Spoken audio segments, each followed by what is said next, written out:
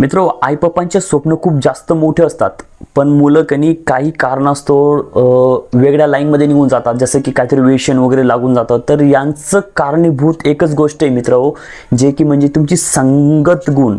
तुमच्या संगत गुण चांगली पाहिजे मित्र, हे तुम्ही लक्षात ठेवा. केव्हा पण जर तुम्ही पालक आहात तर मग तुमच्या मुलांना हे खूप महत्त्वाचं आहे, तुम्ही लक्षात ठेवा. आणि जर तुम्ही स्वतः लहान असाल तर मग तुम्ही समजून घ्या की तुमची संगत गुण खूप खूप मॅटर करते. ठीक आहे.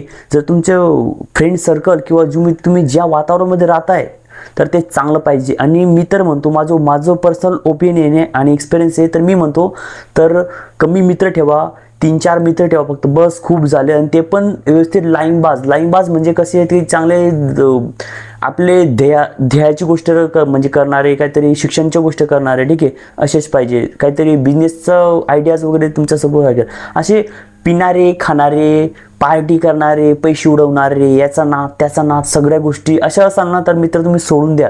किती पण जिगरी मित्र असेल ना, तुमचं लहानपणी असो कोणी पण असो, तर प्लीज तुम्ही सोडा अशी मित्र. जर तुम्हाला पुढं काहीतरी करायचं असेल तर करिअरमध्ये मित्र, हे सांगतो या व्हिडिओमध्ये, मी हे सांगतो.